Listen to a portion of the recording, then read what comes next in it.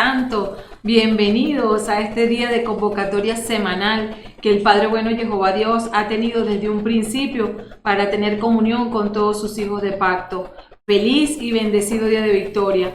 Estamos reunidos en torno al día de descanso, al día de delicia, al día en que nos complace estar en comunión con el Padre Bueno en mayor intimidad, porque hacemos un alto a todas nuestras labores para tener esa comunión fraterna con el Padre Bueno Jehová Dios. E iniciamos intronizando este día haciendo una oración de apertura para agradecer al Padre Bueno por la multitud de bendiciones que ha traído a nuestras vidas.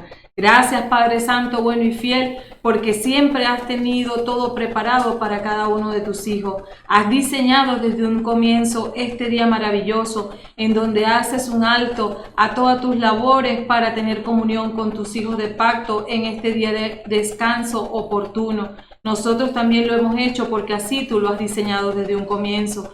Y te decimos que eres grande, maravilloso, que eres un Dios omnipotente, un Dios poderoso, un Dios invencible, un Dios de pacto y fiel, que guarda tus promesas y las cumple siempre a cabalidad.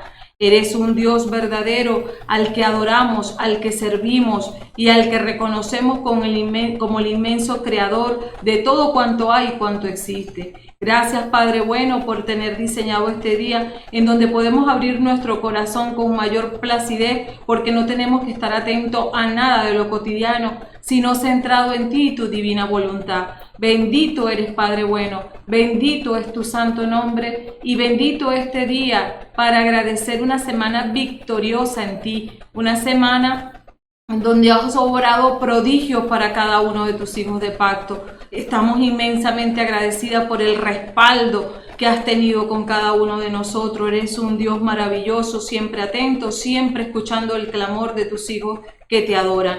Eres un Dios genuino, un Dios protector, un Padre proveedor, tanto en el espíritu como todo bien material.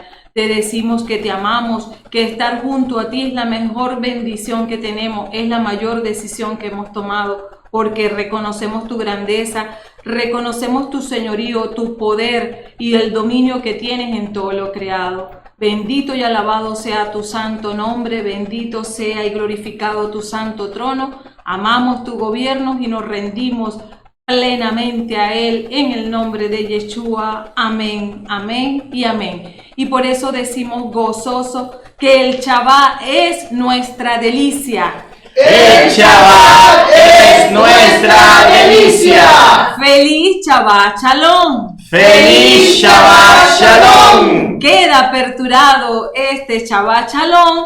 Amén, amén y amén. Amén, amén y amén.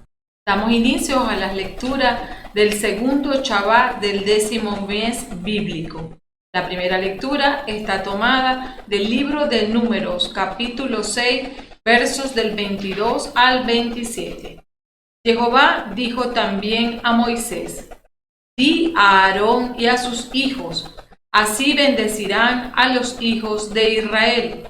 Dirán: Jehová te bendiga y te guarde. Jehová haga resplandecer su rostro sobre ti y te mire con buenos ojos. Jehová vuelva hacia ti su rostro y te dé la paz. Es así como ellos pondrán mi nombre sobre los hijos de Israel y yo los bendeciré. Amén. Salmo 67, versos 2 al 3, 5, 6 y 8. El Señor tenga piedad y nos bendiga. El Señor tenga piedad y nos bendiga. El Señor tenga piedad y nos bendiga. El Señor tenga piedad y nos bendiga. Que Dios tenga piedad y nos bendiga, nos ponga bajo la luz de su rostro, para que conozcan en la tierra tu camino, tu salvación en todas las naciones. El Señor tenga piedad y nos bendiga. El Señor tenga piedad y nos bendiga. El Señor tenga piedad y nos bendiga. El Señor tenga piedad y nos bendiga. Que los poblados se alegren y te canten, pues tú juzgas los pueblos con justicia, tú riges a los pueblos de la tierra. El Señor tenga piedad y nos bendiga. El Señor tenga piedad y nos bendiga. El Señor tenga piedad y nos bendiga. El Señor tenga piedad y nos bendiga. Que los pueblos te den gracias, oh Dios, que todos los pueblos te den gracias. Que nos bendiga Dios y sea temido hasta los confines de la tierra. Amén. El Señor tenga piedad y nos bendiga. El Señor tenga piedad y nos bendiga. El Señor tenga piedad y nos bendiga. El Señor tenga piedad y nos bendiga. El Señor tenga piedad y nos bendiga. El Señor tenga piedad y nos bendiga. La segunda lectura se corresponde con Gálatas capítulo 4 versos del 4 al 7.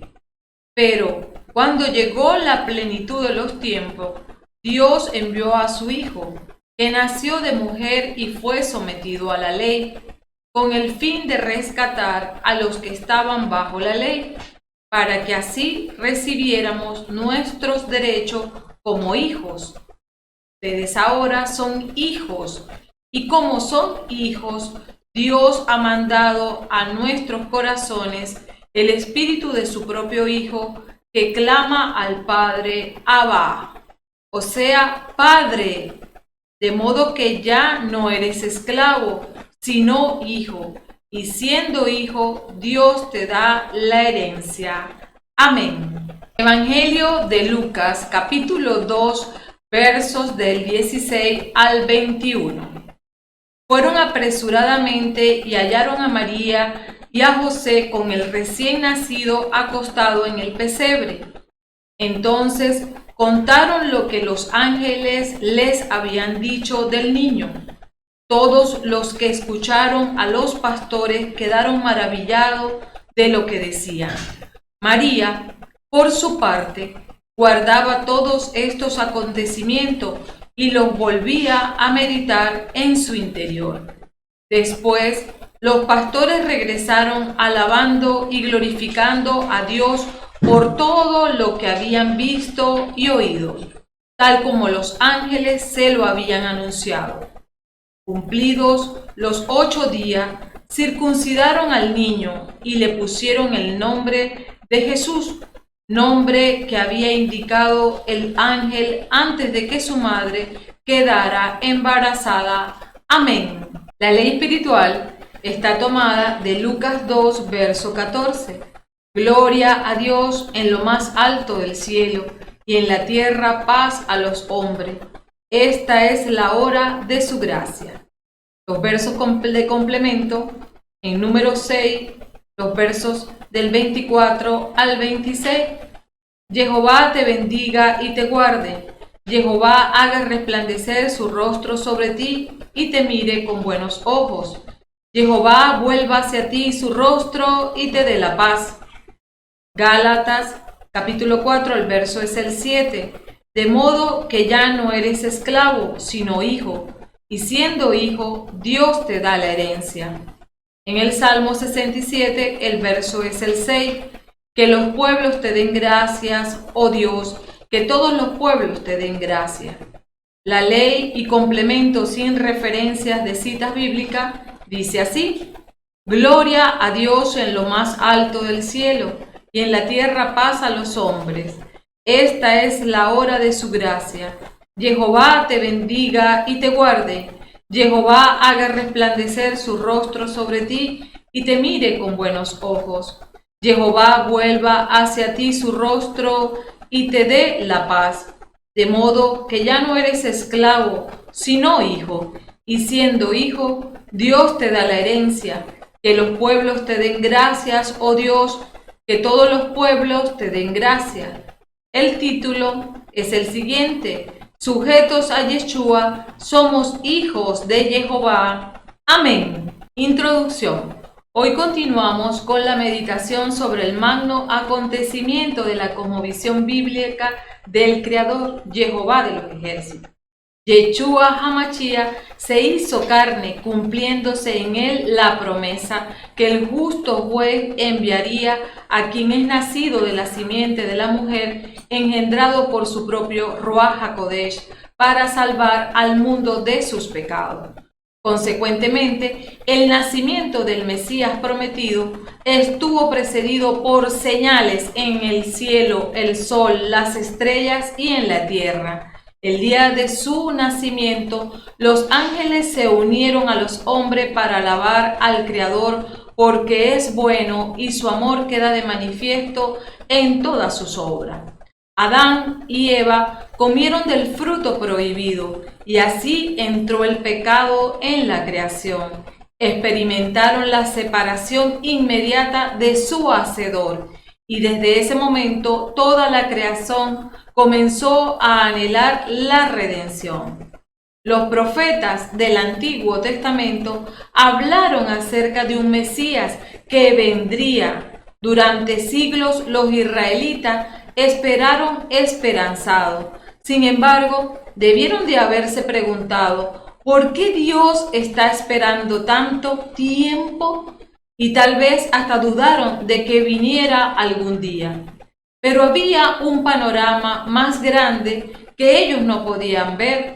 Desde nuestra perspectiva, miles de años después, podemos atar cabos y entender las razones por las que Dios escogió el momento en que envió a Cristo. Vamos a ver un par de estas razones.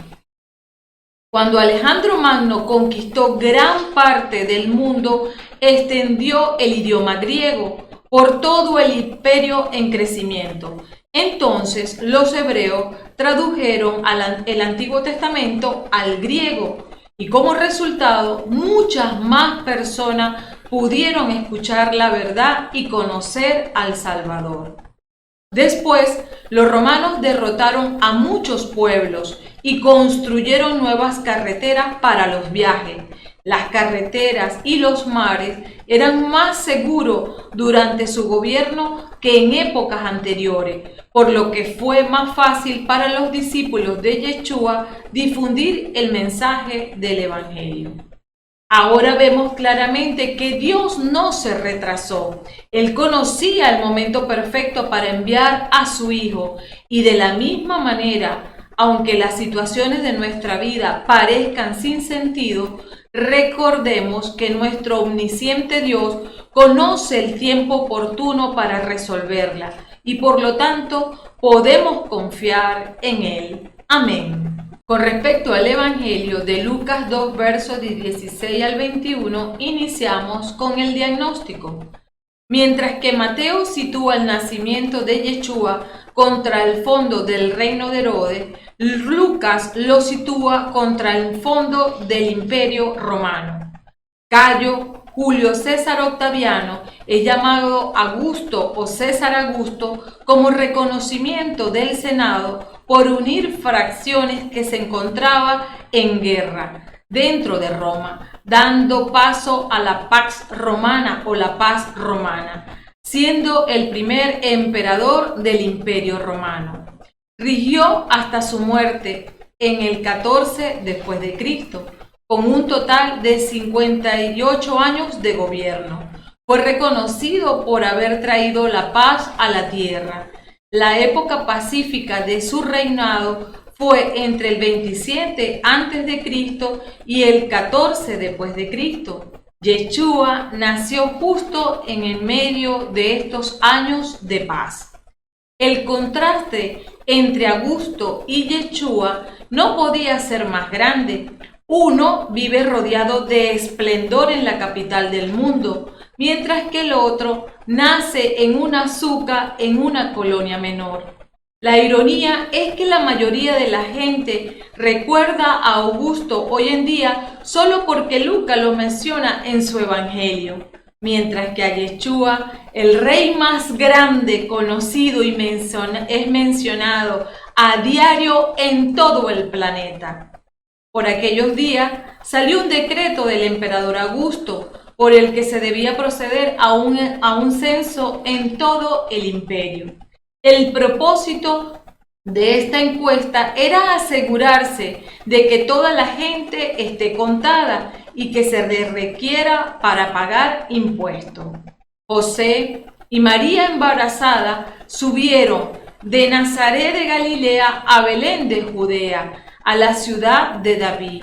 Este es un viaje aproximadamente de unos 129 kilómetros por una ruta más corta, atravesando toda Samaria.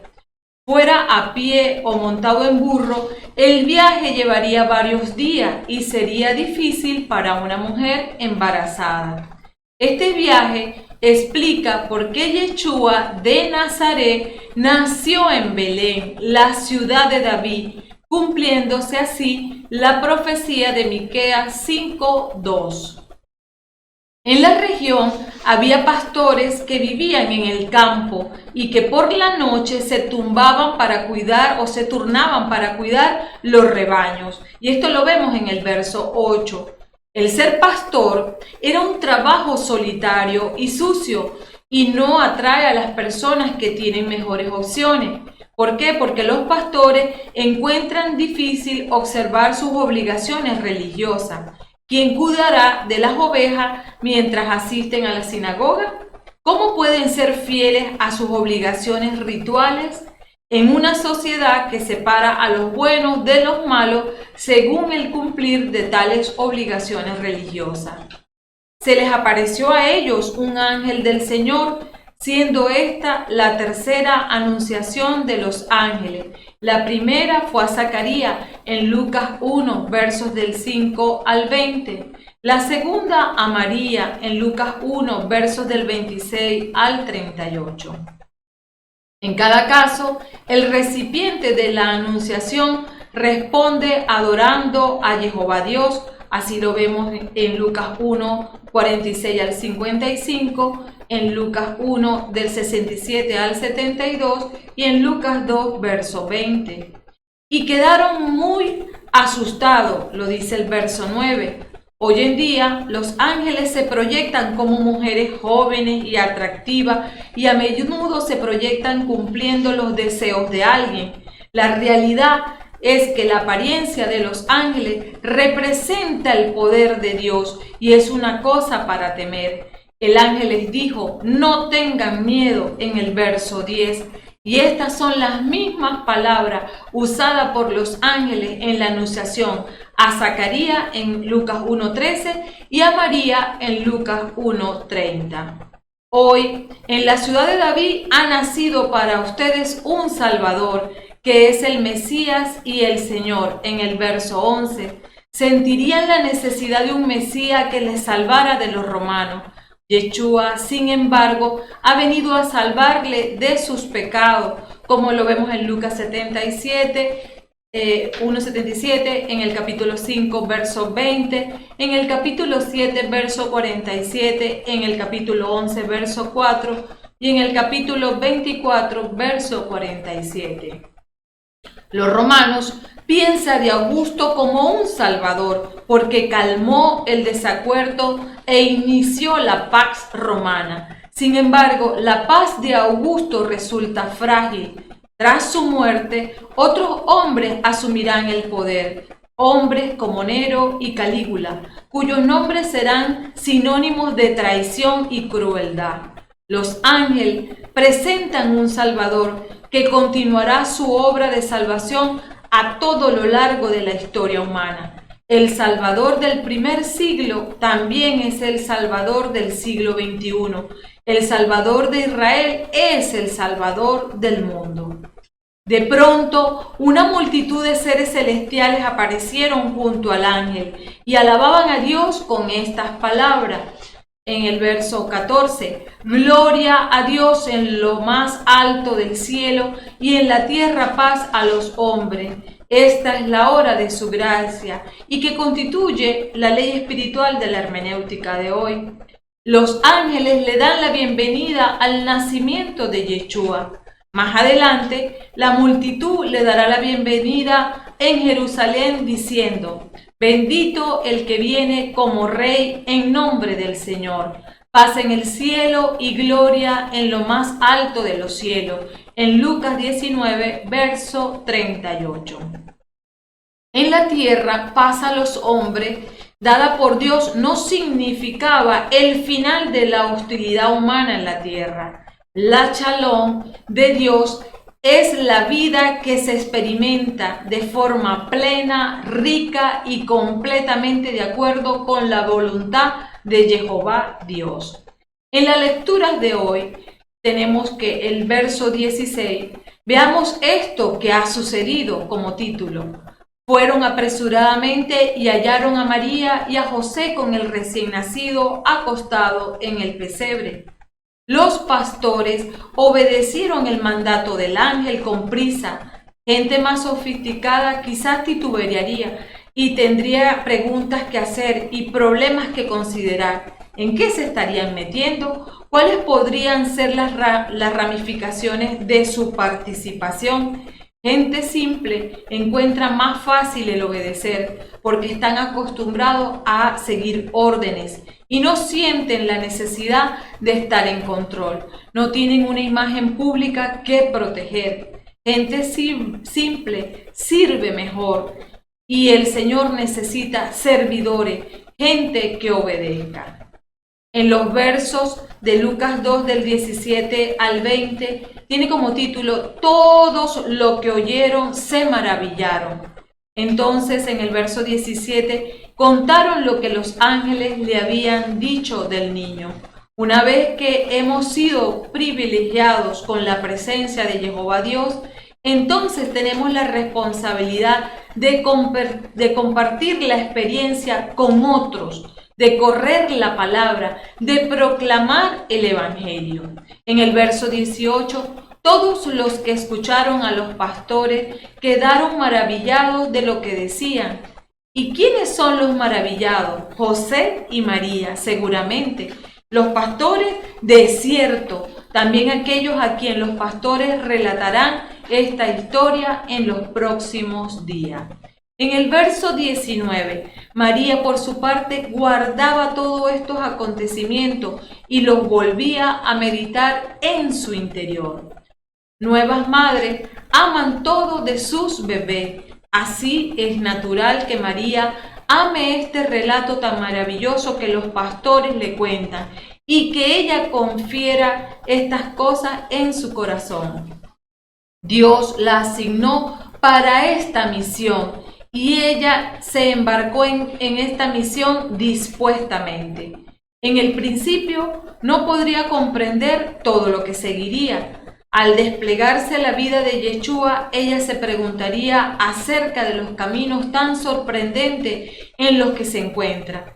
Si Dios la escogió a ella para ser la madre del Señor, ¿por qué nació en un azúcar? ¿Por qué los pastores dan este anuncio? Si había un coro angelical, ¿por qué se les apareció a los pastores y por qué no a ella? ¿Qué pasará ahora? ¿Qué es lo que Dios espera de ella? En el verso 20, después los pastores regresaron alabando y glorificando a Dios por todo lo que habían visto y oído, tal como los ángeles se lo habían anunciado. Igual que la gente muy ordinaria, después serán testigos de la resurrección. Pastores muy ordinarios sirvieron de testigo de la encarnación. Además de los ángeles, ellos son los primeros en proclamar la buena noticia del nacimiento de Yeshua. En el verso 21, cumplidos los 8 días, circuncidaron al niño y le pusieron el nombre de Jesús, nombre que había indicado el ángel antes de que su madre quedara embarazada. Muestra que José y María eran padres verdaderamente devotos y obedientes. Ellos obedecieron el mandato de Dios expresado en Levítico 12, versos de 2 al 3, que nos dice: habla a los hijos de Israel y diles, cuando una mujer conciba y tenga un hijo varón, quedará impura durante 7 días, igual que el tiempo de sus reglas. El niño será circuncidado en su carne al 8º día. José y María obedecieron, por tanto, Yeshua también obedeció. Durante el Imperio Romano, en el tiempo en que nació Yeshua, un hombre de herencia romana abriría muchas puertas a lo largo y ancho del imperio. Similarmente, un hombre judío abriría puertas en toda Judea. Yeshua no tuvo ninguna de esas ventajas.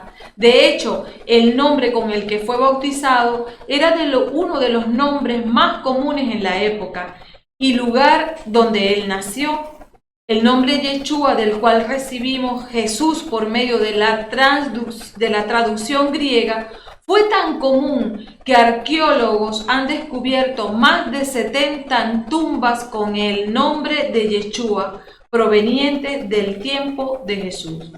Este nombre incluso aparece 30 veces en el Antiguo Testamento, incluyendo un descendiente de Aarón, de acuerdo a Segunda de Crónica, capítulo 31, verso 15, y un cautivo de Nabucodonosor en Esdras, capítulo 2, verso 2. Nada de su nombre daba indicación de la divinidad que existía dentro de su ser. En cuanto al pronóstico, en los versos siguientes, Lucas habla de 2 ritos, en los versos del 22 al 27. El primer rito, redención del primogénito. El hijo primogénito se presentaba un mes después de su nacimiento. Así lo vemos en Éxodo 13, 2 y 11 al 16, y en Números 18, versos del 15 al 16. La ceremonia incluía volver a comprar, o sea, redimir el niño de Dios mediante una ofrenda. Además, los padres tenían en mente que el niño pertenecía a Dios, quien es el único que tiene poder para dar vida. El segundo rito es la purificación de la madre. 40 días después del nacimiento de un hijo y 80 días después del nacimiento de una hija. La madre permanecía impura ceremonialmente y no podía entrar al templo. Al final del tiempo de separación, los padres iban y traían un cordero para ofrecerlo y una paloma en ofrenda por el pecado. El sacerdote podía sacrificar estos animales y declarar su pureza. Si un cordero era costoso, los padres podían traer una segunda paloma en su lugar. Esto es lo que María y José hicieron. Yeshua era el Hijo de Dios y su familia llevó a cabo esta ceremonia de acuerdo a las leyes de Dios. Él no nació bajo la ley, en cambio, a pesar de esto, las cumplió a perfección. En los versos del 28 al 32, Cuando María y José llevaron a Jesús al templo para dedicarlo a Dios, se encontraron con dos profetas, Simeón y Ana, que reconocieron al Mesías, o sea, ya vieron el cumplimiento de que Yeshua era el Mesías, y alabaron a Dios. Simeón lo tomó en sus brazos y bendijo a Dios con estas palabras, que están en el verso 29 y 30. Ahora, Señor, ya puedes dejar que tu servidor muera en paz, como le has dicho, porque mis ojos han visto a tu Salvador. Dios ha cumplido su promesa y Simeón ha visto al Salvador. Seguramente a través de los años había orado miles de oraciones, tenido miles de esperanzas y sufrido miles de decepciones, pero finalmente su sueño se realizó y ahora podía morir en paz. Dios había recompensado su espera. En los versos 31 y 32, que has preparado y ofreces a todos los pueblos, luz que se revelará a las naciones. Simeón pronuncia palabras menos tradicionales, al menos para el templo, donde los gentiles son relegados al patio más alejado. Y en el verso 32, y gloria de tu pueblo Israel. Tanto Simeón como Ana son piadosos, ambos son profetas, probablemente ambos son viejos. Simeón se está aferrando a la vida solamente para ver al Mesías, como fue prometido, y ambos reconocen al niño como el Mesías. Tanto Simeón como Ana han vivido vidas llenas de fe, vidas expectantes. Simeón vivió su vida esperando la consolación de Israel. Ana servía en el templo día y de noche. Allí Simeón mencionó a María algunas palabras que quizás ésta recordó muchas veces en los años siguientes. Una espada traspasará tu misma alma. Gran parte del doloroso privilegio de la maternidad sería ver a su hijo rechazado y crucificado por la gente que vino a salvar. Podemos imaginar que aunque hubiera sabido lo que sufriría al ser madre de Yeshua, hubiera respondido lo mismo. ¿Estás tú, como María, dispuesto a que Dios te use? En el control del pronóstico, la palabra de Jehová Dios es la única verdad y por lo tanto no cambia, y en ella está escrito el plan de salvación para toda la humanidad. Y es que desde Génesis 1:27, Jehová Dios creó al hombre a su imagen y semejanza con el propósito de tener familia. Ahora, sabiendo que existe un final de separación en donde unos irán a la vida eterna y otros a la muerte eterna, ¿quién quiere que su familia se pierda? Por supuesto que nadie. Cuanto más Dios, que solo sabe hacer lo bueno, desea que todos se salven. En el tiempo del nacimiento de Yeshua HaMashiach, las profecías sobre su nacimiento estaban dadas. El Hijo de Jehová debe nacer como simiente de la mujer. Tenía que ser engendrado y nacer de una mujer virgen, reconocido como el Hijo de Dios por Jehová. Tendría que venir de la simiente de Abraham. Ha de ser hijo de Isaac y no de Ismael. Ha de ser hijo de Jacob y no de Esaú. Ha de ser hijo de Judá. El Mesías debe provenir de la familia de Isaí. Debe ser hijo de David. El Hijo de Jehová tenía que nacer en Belén, en la casa del pan. Tendría que ser homenajeado con obsequio o regalo. El Mesías iba a salvarse de un atentado. Vivió en Egipto y de allí sería llamado. Y después de todas estas profecías dadas en las Escrituras, leemos en las lecturas de hoy que solo Simeón y Ana lo estaban esperando. Somos un pueblo muy ocupado e impaciente, que queremos satisfacción inmediata y odiamos que nos tengan esperando, hecho que día a día va en incremento con la generación que se está levantando, que todo lo tiene a un clic. Y tenemos que saber que cualquier cosa digna de tenerse es digna de trabajar en ella. Cualquier cosa digna de tener es digna de esperarse y que Dios trabaja en una zona de tiempo donde un día es como 1000 años. Además, Jehová Dios es soberano para hacer las cosas cuando Él las disponga. Cuando nuestras peticiones no se realizan en un día, necesitamos tener en mente que Dios sigue obrando. Por eso necesitamos orar no solamente por un regalo, por algo que estemos pidiendo, sino por tener la esperanza, que es el esperar en fe el cumplimiento de las promesas de Jehová Dios. Esto significa que debemos esforzarnos con diligencia por, primero, conocer mejor a Jehová Dios y parecernos cada vez más a Él, lo que se logra a través de leer su palabra que nos acerca a Él y nos muestra lo que hace, lo que piensa y cómo es su carácter santo y justo, el mismo carácter que debemos desarrollar. Segundo, debemos ejercer en todo momento el temor de Jehová Dios, adorarle, obedecerle y servirle en todo momento. Tercero, practicar las obras de piedad. Debemos orar, debemos ayunar, ofrendar y diezmar. ¿Y qué es para ser hijo de Jehová? Debemos conocerle. En 1 de Juan, capítulo 3, verso 1 nos dice: miren qué amor tan singular nos ha tenido el Padre, que no solo nos llamamos hijos de Dios, sino que lo somos. Por eso el mundo no nos conoce, porque no lo conoció a Él.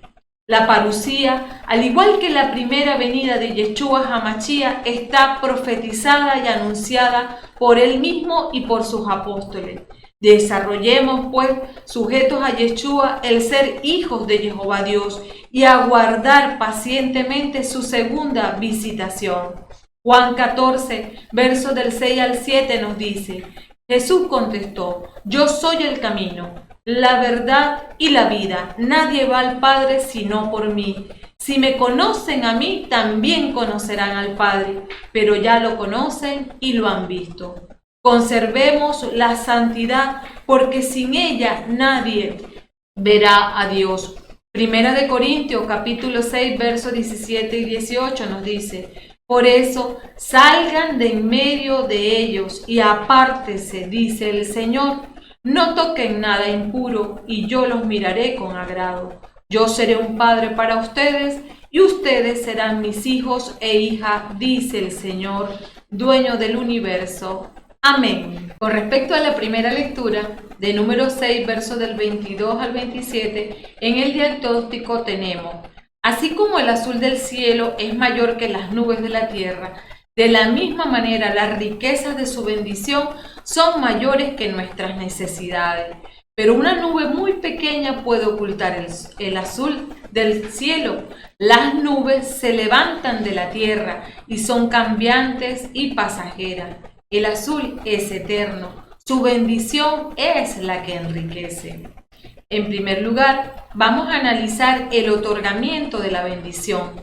Dios siempre tiene abundancia para dar y de hecho la daba. Primero, por medio de un mediador, Jehová dijo también a Moisés en el verso 22, Moisés era el pueblo, lo que Cristo es para nosotros, el mediador de la bendición divina. No hay otro nombre bajado del cielo. Segundo, después de haberse hecho la expiación, y para eso ustedes repasen Levítico 9, Él no nos puede bendecir hasta que hayamos sido reconciliados mediante la muerte de su Hijo. Tenemos que nacer de Dios antes que podamos recibir la porción de hijos. Primero la sangre, luego la bendición. Tercero, ricamente, el nombre Jehová se repite 3 veces, indicando que era la bendición del Dios Trino y Uno. Esta triple bendición aparece en la bendición apostólica. Primero, la gracia del Señor Yeshua HaMashiach. Segundo, el amor de Jehová Dios. Y tercero, la comunión del Ruach HaKodesh. Dios, el Padre, la fuente de ella. Dios, el Hijo, el canal de ella. Dios, el Espíritu, el transmisor de ella. Oh alma mía, bendice a Jehová. En segundo lugar, veamos la naturaleza de la bendición. es infinitamente profunda y plena e implica, primero, intimidad. Jehová te bendiga. Era muy personal y sugiere el conocimiento de la necesidad individual. Él manda esta bendición, la vida eterna. De acuerdo al Salmo 133:3, Él conoce tu necesidad. Segundo, es una bendición de protección, te guarde. Qué bendición ser preservado del pecado, del temor del hombre y del dominio del diablo. Guardado cerca del mismo Jehová Dios y con el poder de su Santo Espíritu. El Señor es tu guardador. Veamos el Salmo 121, versos 3 al 5, y ustedes lo buscan en su casa. Recuerda la oración además del Redentor de Juan 17, verso 11. En tercer lugar, esta bendición es luz. Jehová haga resplandecer su rostro sobre ti. La luz de su rostro es una luz gloriosa. La vemos en el rostro de Yeshua. David oró, haz resplandecer tu rostro sobre tu siervo. Salmo 31:16. En su luz vemos claramente la luz. Segunda de Corintios 4:4. Cuarto, esta bendición es un favor y te miré con buenos ojos. Si tenemos la gracia de Jehová Dios, tenemos a nuestro alcance las riquezas de Jehová Dios. Habiéndonos dado a su Hijo, ¿cómo no nos dará también con Él todas las demás cosas? ¿Quién ha usado jamás en todo el favor que nos es ofrecido en Cristo Jesús? En quinto lugar, esta bendición es de comunión. Jehová vuelva hacia ti su rostro.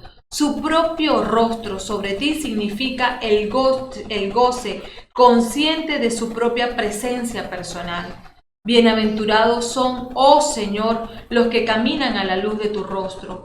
Oh, tener la faz de Dios siempre resplandeciendo sobre nosotros.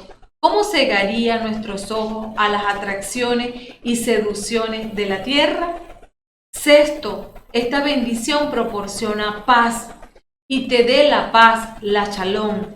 No solo la paz con Dios, esto lo tenemos por medio de la sangre expiatoria de Yeshua HaMashiach, sino la paz de Jehová Dios, la propia paz de Dios gobernando y montando guardia en nuestros corazones. La paz de Dios que sobrepasa todo entendimiento, como lo dice Filipenses 4:7. Les dejo la paz, les doy mi paz. La paz que yo les doy no es como la paz que da el mundo, nos lo dice Juan 14:27. En séptimo lugar, esta bendición es semejanza. Pondrán mi nombre sobre los hijos de Israel, como lo manifiesta el verso 27.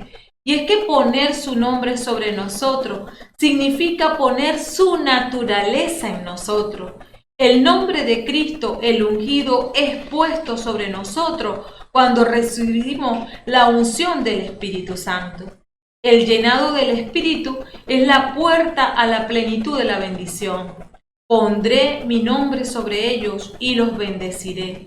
Bendecidos son todas las bendiciones espirituales en Cristo Jesús. Así nos lo dice Efesios 1, de 3 al 5 y Lucas 24:50. Ahora, en número 6, del 22 al 27, se corresponde con la bendición sacerdotal. Es una bendición espectacular. Y vemos cómo en número 6:22 Jehová dijo también a Moisés. Es de suponer que este mandato fue dado en el momento en que se estableció el servicio del tabernáculo, es decir, en el punto preciso fijado por el primer versículo del capítulo 2. El mandato fue dado a Moisés y solo a Moisés, y que después de la consagración de Aarón como sumo sacerdote, sirve para resaltar claramente la posición relativa de los dos.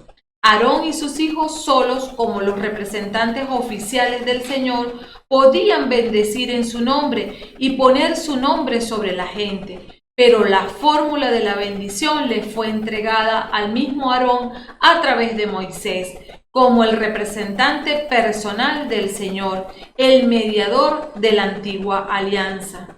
En Gálatas 3:19. Nuestro Señor es tanto el Moisés, de acuerdo a Hechos 3:22, como el Aarón en Hebreos 6:20 de esta dispensación. Cuando vemos en Números 6:23, di a Aarón y a sus hijos, así bendecirán a los hijos de Israel. Dirán, en Números 9:22 se registra que Aarón bendijo al pueblo, primero a sola, desde el altar de bronce del sacrificio, y luego en conjunción con Moisés, cuando salieron del tabernáculo. Y que él pudiera bendecir al pueblo se menciona como un objeto de su consagración en Deuteronomio 21:5 y Primera de Crónicas 23:13. La bendición en nombre del Ser Supremo fue parte importante de toda religión primitiva, como se desprende del caso de Melquisedec y Abraham, de Isaac y sus hijos, de Jacob y Faraón. Y este acto de bendición estuvo lejos de ser una mera expresión de buena voluntad o de ser una simple oración, porque sin toda la contradicción, el menor es bendito del mayor, o lo que es lo mismo, la bendición del mayor recae sobre el menor. Hebreos 7:7 lo dice así. Es decir, que la bendición debe ser dada por quien está más cerca de Dios, a quien está menos cerca de Jehová Dios. El nombre de Dios no podía ser usado para bendecir, sino por alguien que tuviera algún derecho a tal uso de él, ya sea porque era un profeta o como un sacerdote o como un patriarca, porque ese nombre es el que se dio. La bendición no era inoperante, o sea, el nombre de Jehová Dios era efectivo y sagrado, sino que era poderoso con una eficacia espiritual incalculable cuando se usaba correctamente como el nombre de la bendición. A Aarón y a sus hijos se les confió ahora este uso del nombre divino para que todo Israel pudiera saber y escuchar en sus palabras señaladas la voz del mismo Dios. La bendición consta de 3 cláusulas, cada una completa en sí misma, y cada una consta de 2 partes, siendo la segunda parte la que presenta la aplicación y el resultado de la gracia suplicada en el primero.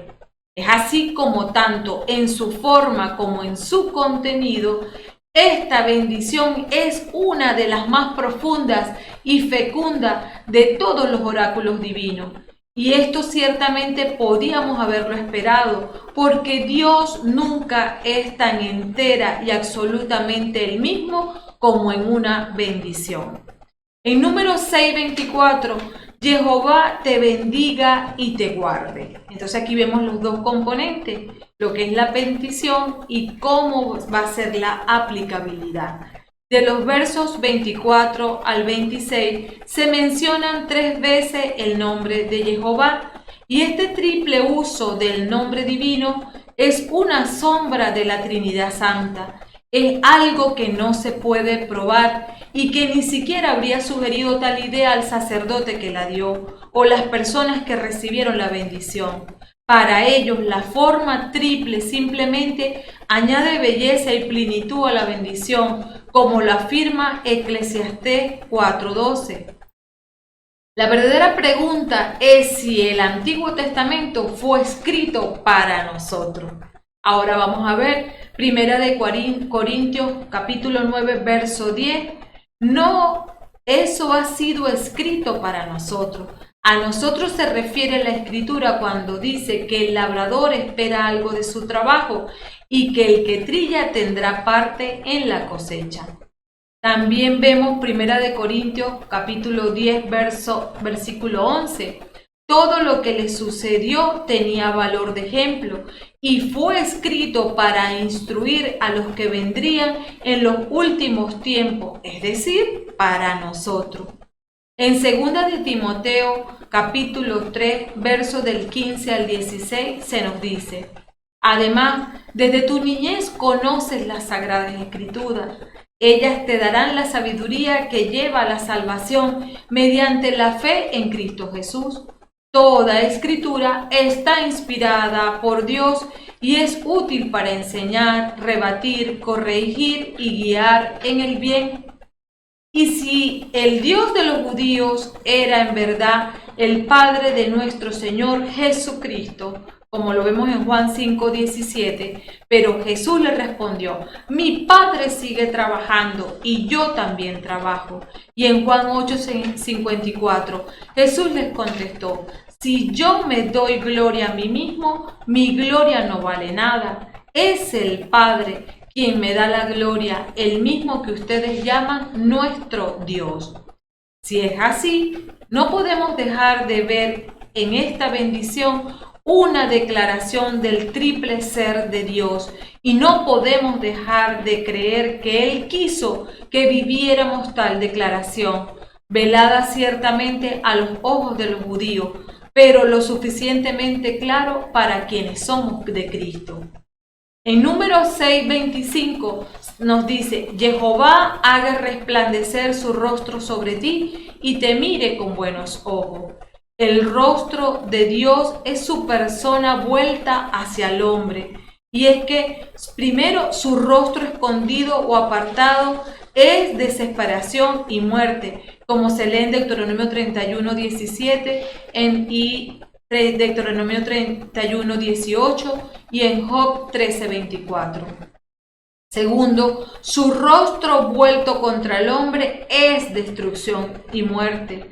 Lo leemos en Número 17, verso 10 y en el Salmo 34, verso 16. Y en tercer lugar, su rostro vuelto hacia el hombre en amor y misericordia es vida y salvación. Así lo vemos en el Salmo 27:1 y en el Salmo 44, verso 3. Es para el alma del hombre lo que el bendito sol del cielo es para su propio cuerpo. Y te mire con buenos ojos. En la Septuaginta dice: y tenga piedad de ti. Sea bondadoso y benéfico contigo. En efecto, en él sobre el alma y recibe tu piedad. Es un efecto que va directamente a tu alma, porque Jehová Dios recibe tus obras de piedad. En Números 6:26, Jehová vuelve hacia ti su rostro y te dé la paz. Esta cláusula parece repetir la anterior en una forma algo más fuerte, como implicando una atención más personal e individual del Señor. Su rostro resplandece sobre todos los que le aman, como resplandece el sol donde quiera que no intervienen las nubes. Pero su rostro se levanta hacia el alma por la que tiene una consideración más especial, como lo vemos en Génesis 43:29 y en Génesis 44:21. Levantar los ojos o el rostro hacia alguien es mirarlo con peculiar y tierno interés, y te dé paz, shalom. Esta paz siendo el fruto perfecto en la experiencia de la gracia que viene de Dios, forma el clímax y la conclusión de la bendición. En Números 6:27, es así como ellos pondrán mi nombre sobre los hijos de Israel y yo los bendeciré. Pondrán mi nombre sobre los hijos de Israel. El nombre de Dios es tratado uniformemente en las Escrituras como algo muy diferente de un mero arreglo de letra o un sonido vocal arbitrario. Todas las naciones tienen malos nombres para el Ser Supremo, pero no había nada sagrado en ello, excepto por la asociación. El nombre de Dios no procedía de hombre, sino de su propia revelación directa. En Éxodo 6, versos de 2 al 3. Dios habló a Moisés y le dijo: yo soy Jehová. Me di a conocer a Abraham, a Isaac y a Jacob como Dios de las alturas, pues no quise revelarles este nombre mío, Jehová, y por lo tanto era de una santidad indecible. Éxodo 27 y Éxodo 33:19 también habla al respecto. Como la palabra de Dios no puede disociarse de Dios mismo. Pronóstico.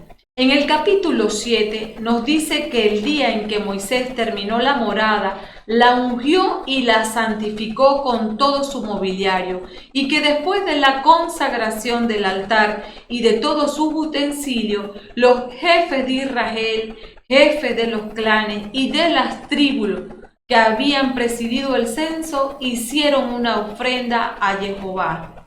Cada tribu hizo ofrenda por holocausto, por el pecado, por comunión. Cuando Moisés entraba en la tienda de las citas para hablar con Jehová, oía la voz que le hablaba de lo alto del lugar del perdón que está sobre el arca del testimonio, de entre los dos querubines. Entonces Moisés hablaba con él.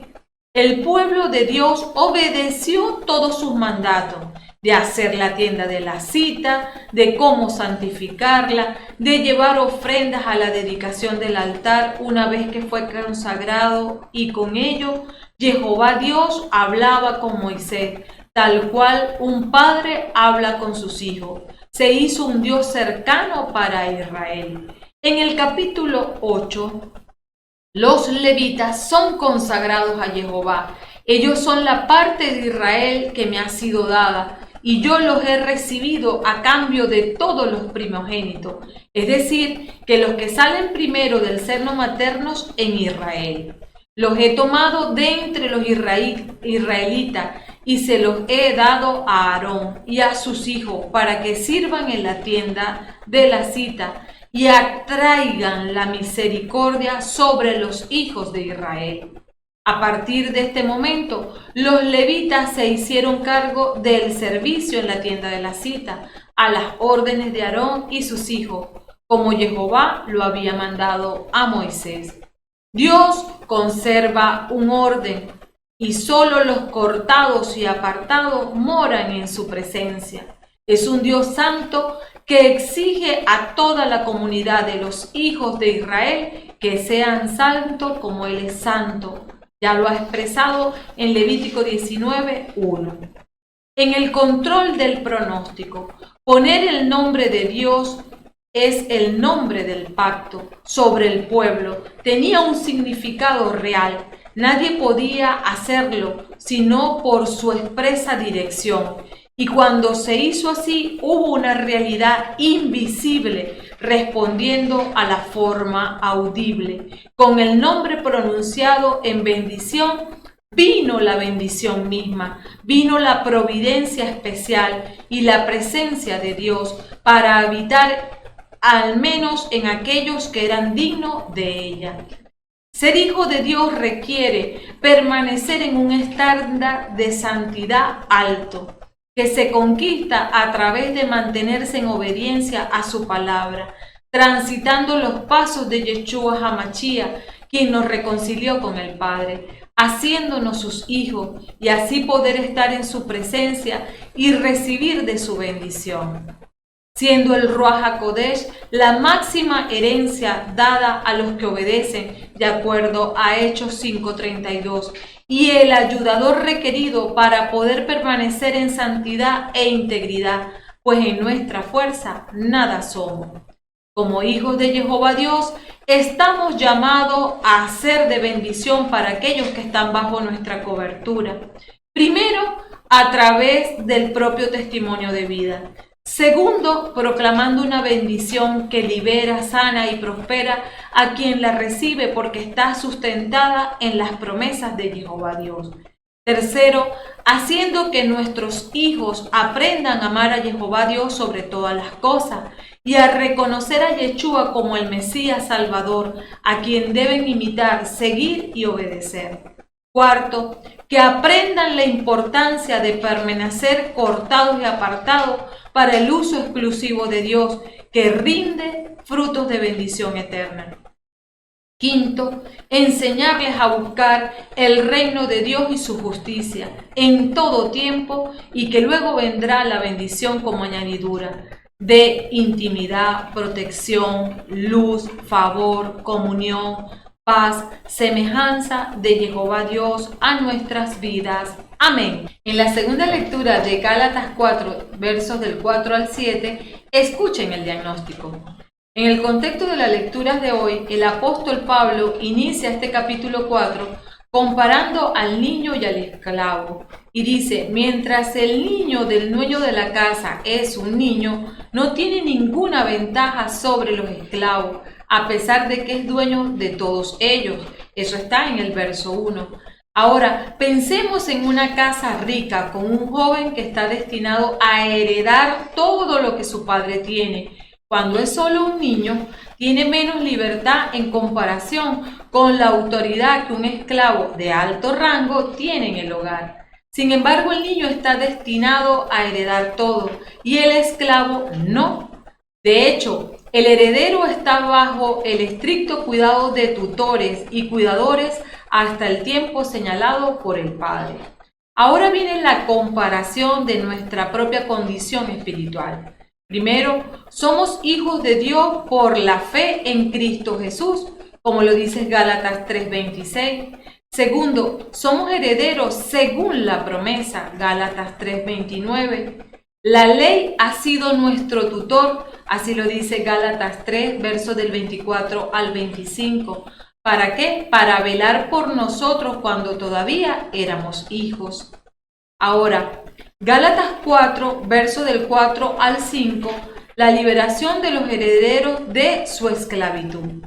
Leemos aquí, pero cuando llegó la plenitud de los tiempos, Dios envió a su Hijo, que nació de mujer y fue sometido a la ley, con el fin de rescatar a los que estaban bajo la ley, para que así recibiéramos nuestros derechos como hijos.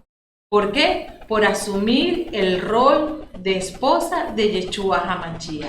Ahora, la idea detrás de la frase de la plenitud de los tiempos es cuando era el momento adecuado. Yeshua vino en el momento preciso en el plan redentor de Dios, cuando el mundo estaba perfectamente preparado para la obra de Jehová Dios. Para los que estaban bajo la esclavitud de la ley, puede parecer que la venida de Yeshua llegó tarde. Pablo nos asegura que fue en el momento justo, porque fue un momento en que la Pax Romana se extendió sobre la mayor parte de la tierra civilizada. También que los viajes y el comercio, por lo tanto, era posible de una manera que antes había sido imposible. Grandes carreteras vinculaban el imperio de los Césares.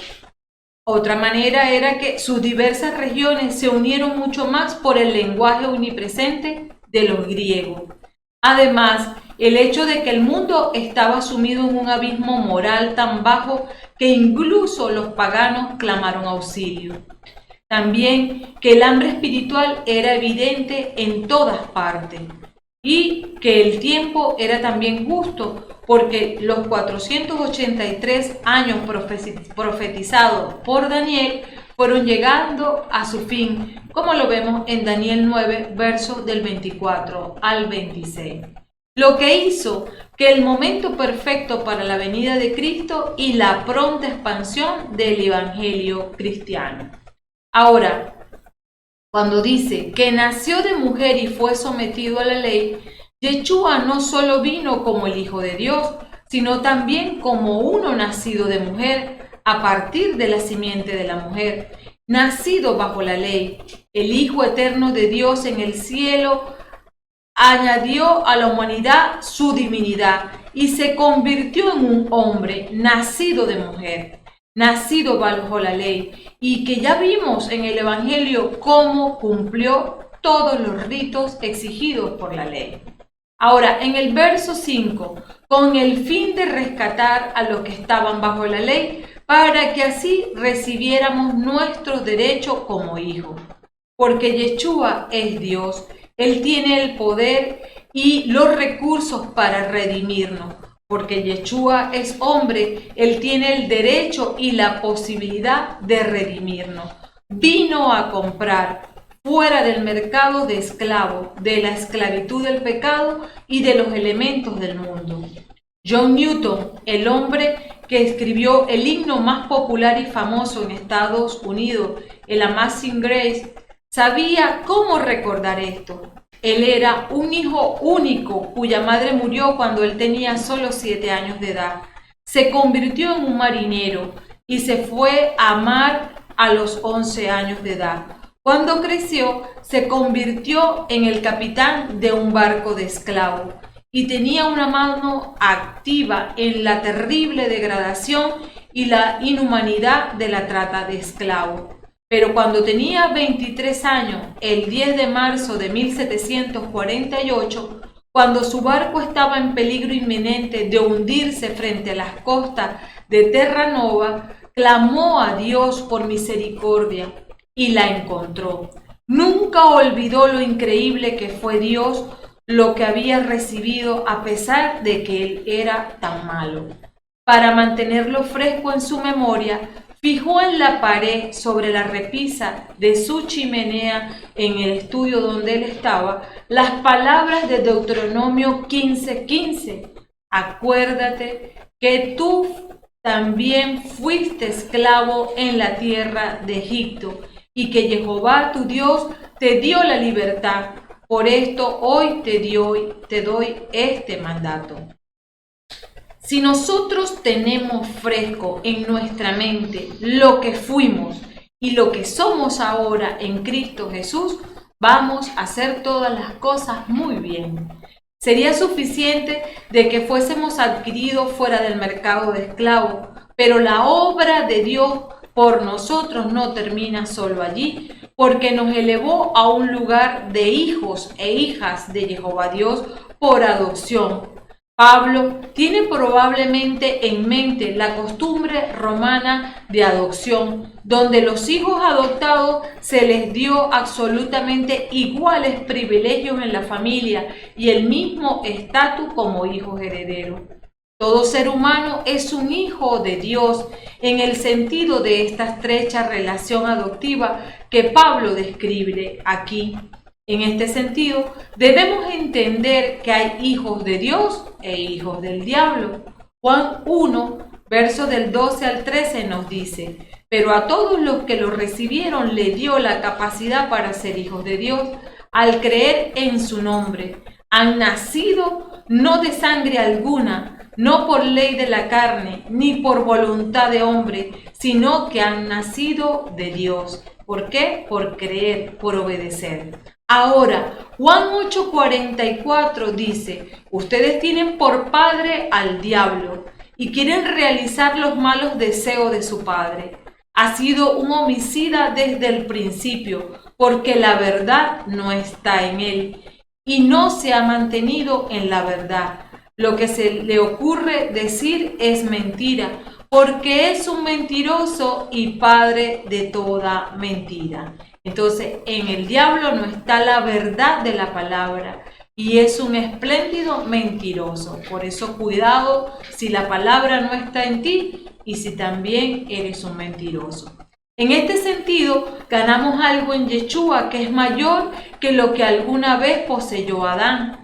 Adán nunca fue adoptado como hijo de Dios en los caminos creyentes, así que estamos equivocados cuando pensamos en la redención como una mera restauración de lo que se perdió con Adán.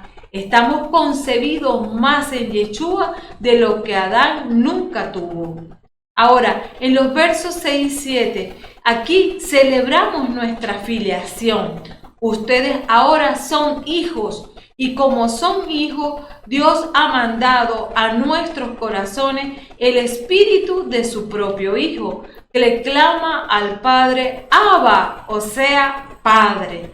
De modo que ya no eres esclavo, sino hijo. Y siendo hijo, Dios te da la herencia. Es apropiado que los que son hijos, de hecho, tienen el espíritu del Hijo en sus corazones.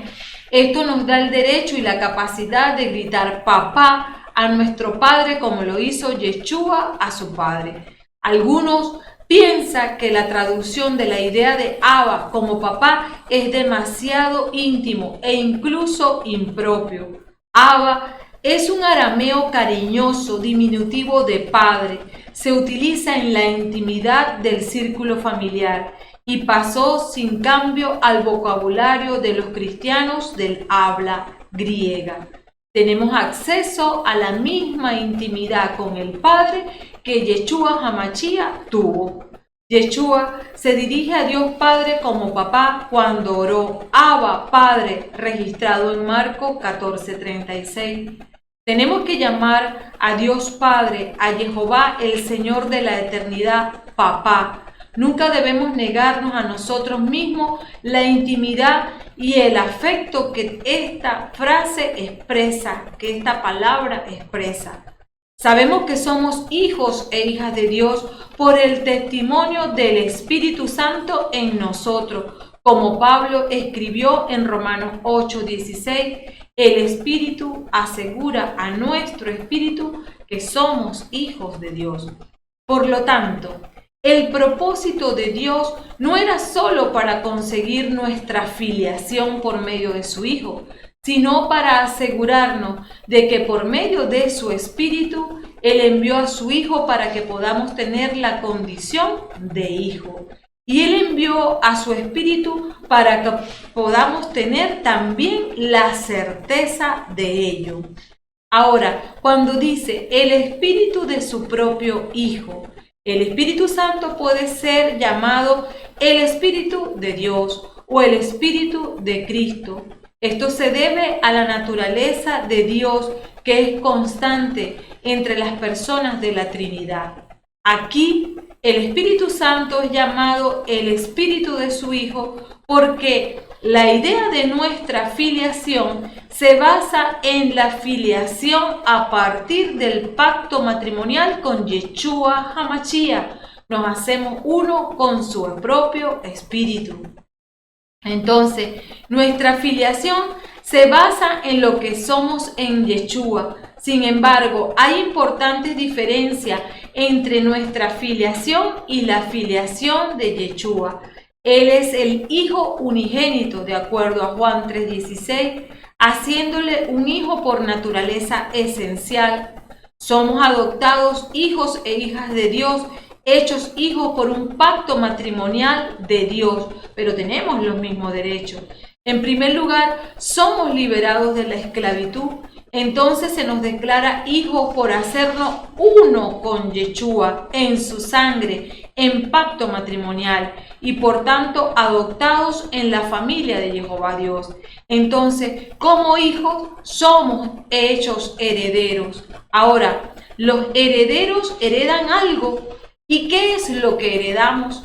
Pablo lo deja bien claro. También herederos de Dios, somos herederos de todo lo que es Dios por medio de Cristo, y con ello nuestra liberación de la esclavitud, nuestra filiación en herencia, en espíritu de Yeshua en nuestros corazones.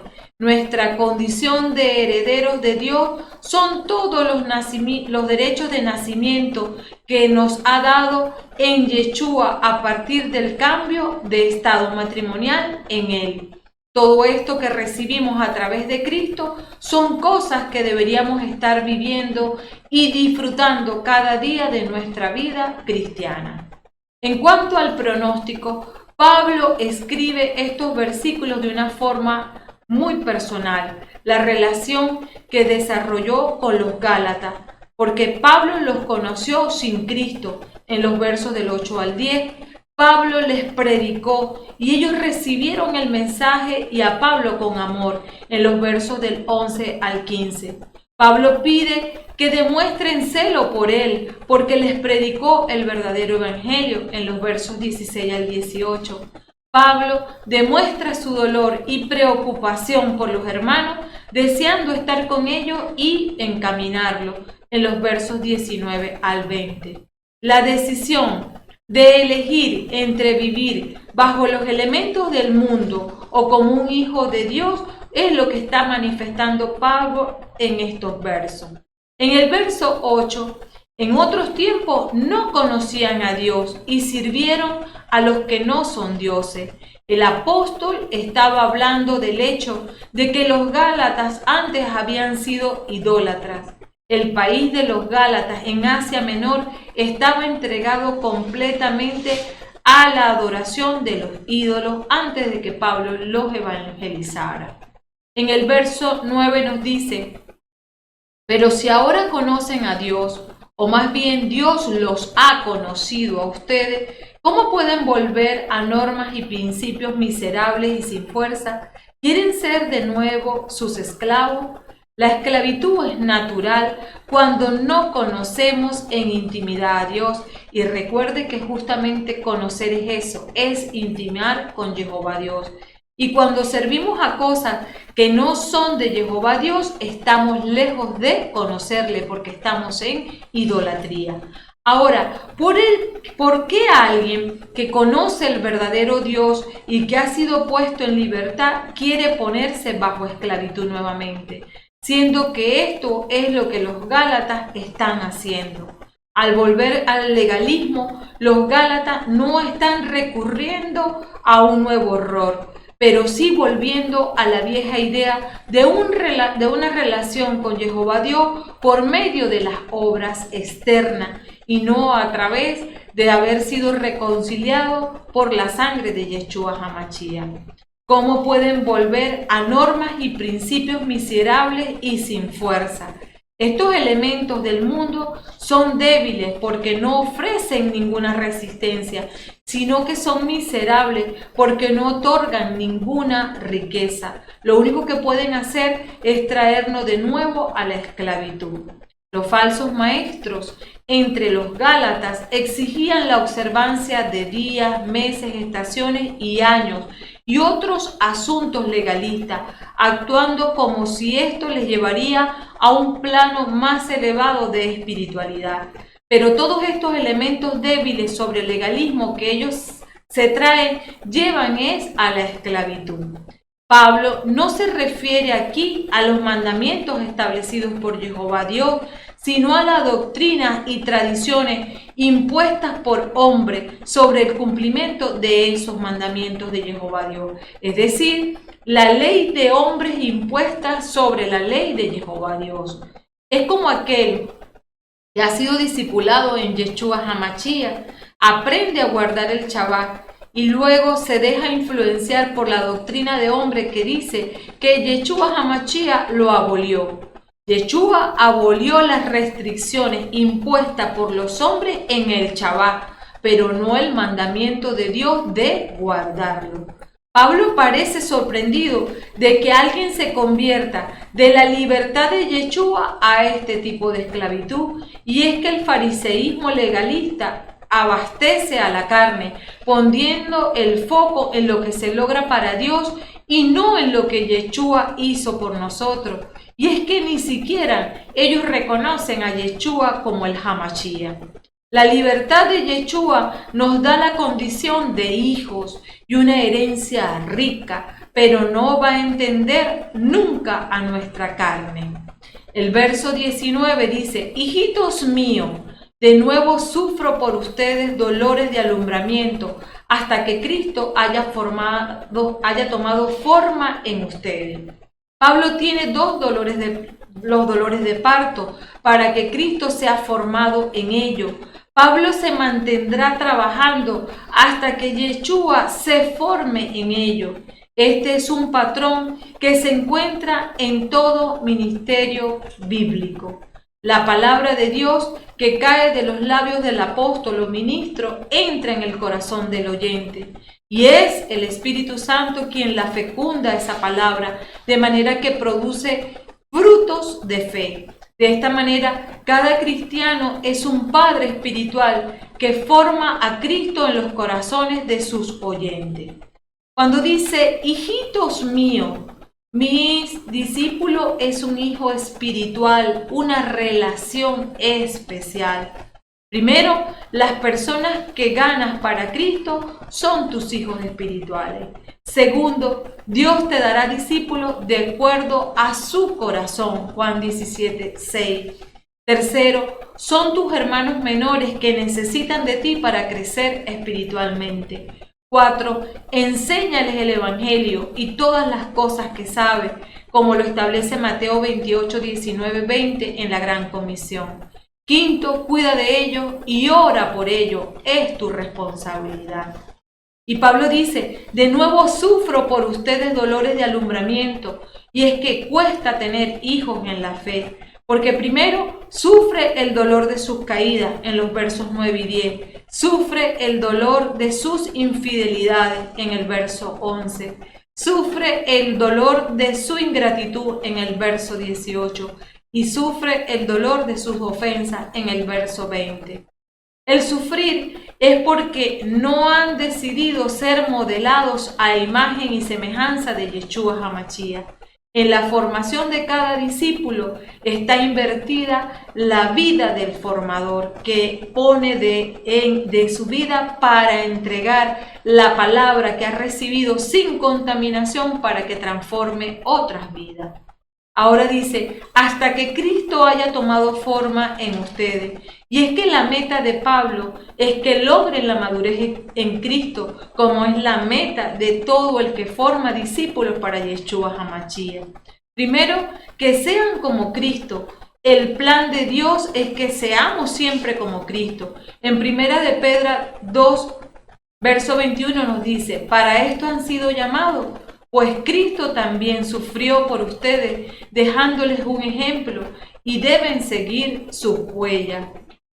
Segundo, no dejes de enseñar, predicar, corregir, hasta que maduren en Cristo. Hechos 20, 31 al 32 nos dice, estén pues atentos y recuerden que durante 3 años no he dejado de aconsejar a cada uno de ustedes de noche y día, incluso entre lágrimas. Ahora los encomiendo a Dios y a su palabra, portadora de su gracia, que tiene eficacia para edificar sus personas y entregarles la herencia junto a todos los santos. Tercero, trabajar con el poder de Dios para ayudar a los hermanos a crecer en Cristo. Como lo dice 2 Timoteo 3:16, toda escritura está inspirada por Dios y es útil para enseñar, rebatir, corregir y guiar en el bien, porque uno que es padre espiritual no puede ser indiferente ante el pecado de los hijos espirituales. En cuanto al control del pronóstico, debemos ser genuinos hijos de Dios a través de sujetarnos a Yeshua HaMashiach, reconociendo que el plan de Dios para evangelizar el mundo es el discipulado, ser disciplinado por Cristo, como ha sido encomendado en la gran comisión de Mateo 28.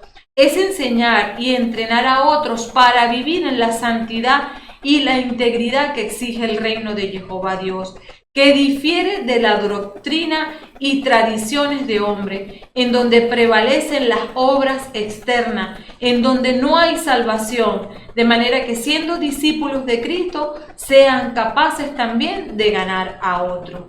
Segunda de Timoteo 2 del 1 al 2 dice, en cuanto a ti, hijo, que tu fuerza sea la gracia que tienes en Cristo Jesús. Cuanto has aprendido de mí, confirmado por numerosos testigos, confíalo a otras personas que merezcan confianza y que puedan instruir después a otros. Entonces es la cadena del cumplimiento de la gran comisión. Amén. El Salmo 67 en sus versos 2 al 3, el verso 5 y luego del 6 al 8 es una súplica colectiva, una alabanza al Salvador universal, un lindo salmo con maravilloso enfoque misionero. El salmista reconoce que el pueblo de Dios tiene el propósito de hacer conocer la salvación de Dios a todos los pueblos. Pone todo su interés en la gloria de Dios y pide que todos los pueblos le alaben. No se nota ninguna preocupación por sí mismo. Su oración y su alabanza no tiene nada de egocentrismo. No se sabe la fecha de origen del Salmo. Algunos lo fechan temprano por semejanza con poemas ugaríticos. Otros lo fechan después del exilio. Algunos, y puede ser la opinión más acertada, lo fechan tarde en la monarquía, posiblemente en los tiempos de sequía. El Salmo no presenta problemas de interpretación, sin embargo, a los traductores y comentaristas les cuesta determinar si deben traducir los verbos en tiempo pasado, presente o futuro.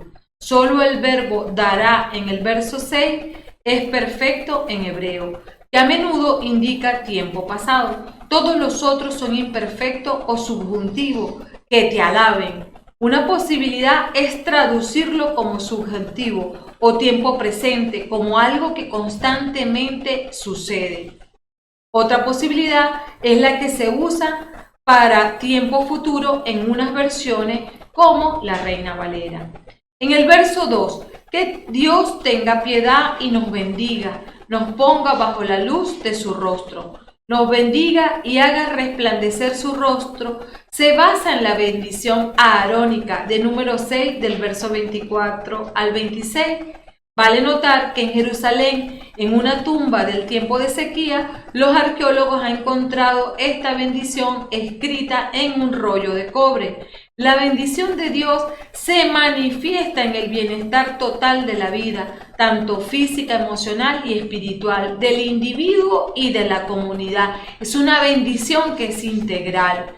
Según algunos pasajes, hace posible el crecimiento y la fertilidad y la prosperidad, como Deuteronomio 7:13 o como Deuteronomio 28 del 3 al 6. Incluye también la presencia de Dios, su sustento y su provisión de familia, como en el Salmo 128. También es provisión de alimento, como el Salmo 132 verso 15, o como provisión de rocío, en el Salmo 133:3, o como provisión de lluvia en Oseas 6:3. Haga resplandecer su rostro es una metáfora que habla del beneplácito y bendición de Dios, pero cuando Dios esconde su rostro ocurre todo lo opuesto. Normalmente la bendición, como la de número 6 del verso 24 al 26, se dio al final del culto de adoración. Así la bendición es un puente que conecta el culto con la vida cotidiana de la comunidad. Es una oración pidiendo que la bendición recibida de Dios en el culto vaya con los adoradores y les afecte en todos los aspectos de su vida. En el verso 3, para que conozcan en la tierra tu camino, tu salvación en todas las naciones. Expresa la motivación misionera que se ve en varios salmos, como en el 96, como en el 97, que todos los pueblos le alaben. Es como un estribillo que se repite en el verso 5 de este salmo. Aquí la bendición de Dios sobre su propio pueblo resulta en alabanza universal. En el verso 5, que los poblados se alegren y te canten, pues tú juzgas los pueblos con justicia, tú riges a los pueblos de la tierra, es la reacción de las naciones. El conocer a Dios produce gozo. Juzgar también implica aquí gobernar. Cuando Dios gobierna y dirige a los pueblos, tendrán mucho gozo porque lo hace con equidad. Ahora, el grito en todo el mundo es que haya justicia. Cuando acepten el señorío de Cristo, habrá justicia y gozo. Esta vez, el estribillo se basa en el juicio y la dirección de Dios sobre los pueblos. En el versículo 3, era por su bendición sobre Israel. El énfasis está ahora puesto ¿en dónde? En todos los pueblos. En el verso 6, que los pueblos te den gracias, oh Dios, que todos los pueblos te den gracias, la presencia y la bendición de Dios, cuando dice que los pueblos te den gracias, algunos lo traducen como que la tierra da su fruto. Cuando otros pueblos adoran a Dios, este hecho no disminuye su cuidado de Israel. Dios es tan grande en su misericordia hacia otros pueblos que se vuelvan a Él y que esto no disminuirá su interés personal por el pueblo de Israel. En el verso 8, que nos bendiga Dios y sea temido hasta los confines de la tierra. Así el salmista termina con un resumen de su tema principal. Dios bendice a su pueblo para que sea instrumento de la bendición de Dios a todos los confines de la tierra. En cuanto a la conclusión, tenemos que un verdadero hijo de Dios debe pensar y actuar como Él. Para muchos esto resulta imposible de lograr y está completamente fuera de su alcance. Pero esto es exactamente lo que Dios quiere y espera de nosotros, que nos esforcemos por reflejar su carácter en todos los ámbitos de nuestra vida, en espíritu y en verdad. Dios ha prometido dar el Ruach HaKodesh a quienes le obedecen y siguen sus instrucciones. Y el Espíritu Santo hace posible que Dios y Yeshua moren en nosotros y nos da la fuerza espiritual necesaria para reemplazar nuestros antiguos hábitos egoístas por el camino justo y santo de Dios, ejemplificando en la vida de Yeshua HaMashiach. Efesios 4, versos del 22 al 24 nos dice: se les pidió despojarse del hombre viejo al que sus pasiones van destruyendo, pues así era la vida que llevaban, y renovarse por el Espíritu desde adentro. Revístanse pues del hombre nuevo, el hombre según Dios, que Él crea en la verdadera justicia y santidad. Debemos hacer un compromiso serio con Dios. En Marcos 1:15 nos decía que el tiempo se ha cumplido, el reino de Dios está cerca. Renuncien a su mal camino y crean en la buena nueva. Cristo nos dice: hagan teshuvá y crean el Evangelio y aguarden en santidad e integridad como hijos fieles en el cumplimiento de la palabra de Dios en ustedes y en aquellos que lleven el mensaje de salvación como hijos muy amados. Entonces el llamado es a permanecer caminando en la senda estrecha, porque si somos hijos debemos ser obedientes y si somos hijos cumplimos su palabra, y en ese punto toda la bendición de Jehová Dios vendrá a nosotros. Amén. Preciosos Reyes Santos, ahora vamos a orar por todos los diezmadores y por todos los colaboradores de ministerios de mosqueteros de Jehová que contribuyen con sus aportes para seguir extendiendo el reino del amado Padre. Y decimos: Padre bueno y fiel, haz que caiga sobre cada uno de tus hijos una doble unción del poder de tu Santo Espíritu, que les revele que son hijos tuyos. Provéeles, Padre Santo, siempre el sustento físico y espiritual hasta que sobrebunde. Haz un vallado de protección sobre ellos y toda su familia, de manera que sean resguardados siempre a salvo, porque es el cumplimiento de tus promesas establecidas en Malaquías 3, versos 10, 11 y 12. Y Padre Santo, sé que tú lo haces porque tú eres fiel para cumplir cada una de tus palabras. Padre bueno y fiel, provéeles salud divina, salud que les haga ser robustos y enérgicos para tener pies ligeros para propagar tu evangelio, para cumplir siempre los propósitos de vida que tienen planificado en ti, caminando la senda estrecha en Yeshua HaMashiach. Haz, Padre Santo, que esta semana que se disponen a vivir en ti sea de gozo, sea de júbilo, sea de provisión grande de tu Santo Espíritu, sea provisión grande de corrección, de exhortación, de direccionamiento y también de promoción de tu parte. Padre bueno y fiel, sosténlos a salvo en todo este camino que tienen que transitar para que como hijos tuyos siempre imiten tu carácter y sean merecedores de todas tus bendiciones todos los días de su vida. Amén. Preciosos Reyes Santos, hemos concluido esta hermenéutica, pero antes tienes que darle me gusta, tienes que suscribirte al canal si aún no lo has hecho, tienes que activar la campanita de notificaciones para que te llegue cada cosa que publiquemos en nuestro canal y que es de bendición para ti y para los tuyos. Debes comentar el minuto de impacto, el minuto que causó en ti un cambio y que quieres hacerlo saber a todos los que ven esta hermenéutica. Y no olvides compartir, porque así como ha sido de bendición para ti, también lo puede ser para todos los que tú tienes en tu contacto, para todos los que te conocen. Entonces allí te convierten en uno que comunica la buena nueva de evangelización, cumpliendo la buena noticia, cumpliendo la gran comisión. Amén.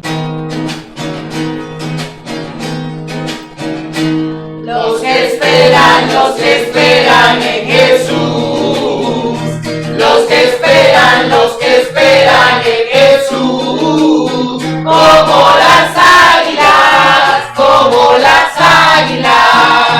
sus alas levantarán, como las águilas, su